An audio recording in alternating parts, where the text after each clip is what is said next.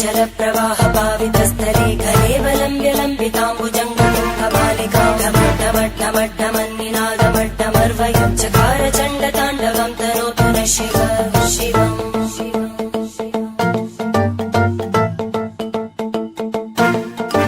जटाकटाह सम्भ्रम भ्रमन्निलिम्पनिर्जरी विलोलवीचि वल्लरी विराजमानमूर्धनि धगद्धगद्धगज्ज्वलल्ललाटकट्टभावके किशोरचन्द्रशेखरे रति प्रदक्षिणम्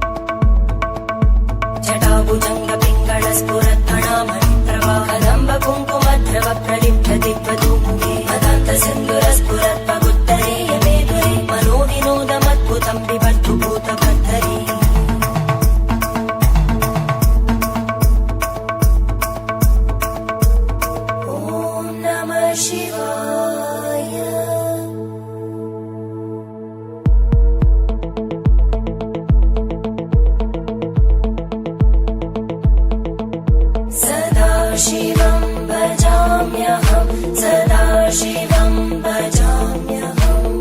ॐ नमः शिवाय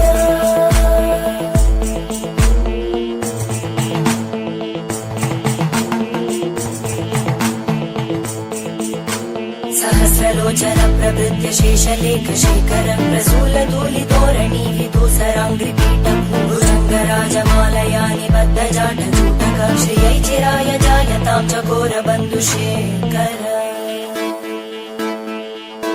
ललाटचत्वरज्वलद्धनञ्जय स्फुलिङ्गपाविदीतपञ्चसायकं नमन्निलिम्पनायकं सुधामयूखलेखया विराजमानशेखरं महाकपालि सम्पदे शिरोजटालस्तुता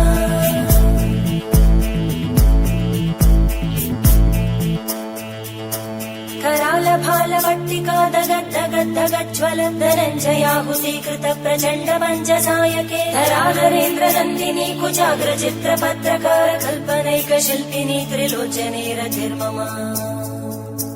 नवीनमेघमण्डली निरुद्ध दुर्धरस्फुरद्भूनिशीतिनी तमप्रबन्धबद्धकन्धर निलिम्पनिर्झरीधरस्तनोतु कृत्तिसिन्धुर कलानिधानबन्धुर श्रियं जगद्दुरन्धर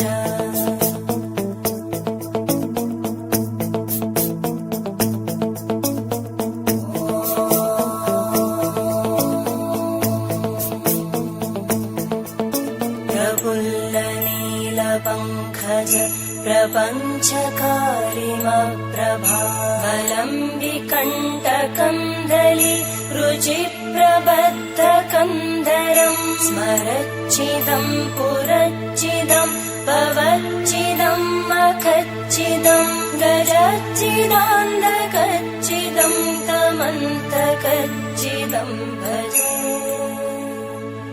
अखर्व सर्वमङ्गला कलाकदम्बमञ्जरी रसप्रवाहमाधुरी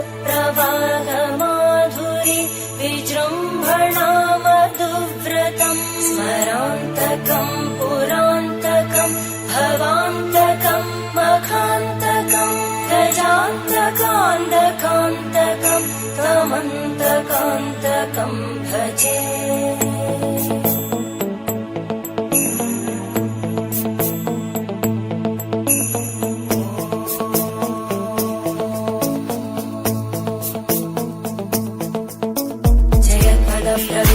प्रवद्भुजङ्गमश्वस विनिर्गमत्क्रमस्फुरत्करालभालहव्यवादिमिद्धिमिद्धिविद्वनन् मृदङ्गतुङ्गमङ्गल परिक्रम प्रवर्तित प्रचण्डताण्डव शिव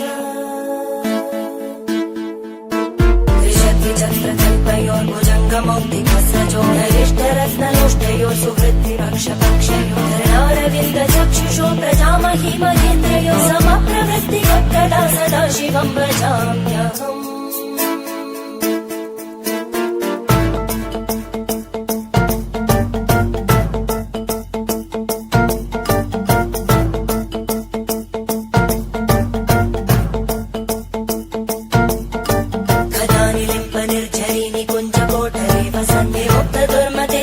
शिरस्तमञ्जलिं वहन्ति लोल लोल लोचनो ललाम बालनग्नका शिवेति मन्त्रमुच्चरन्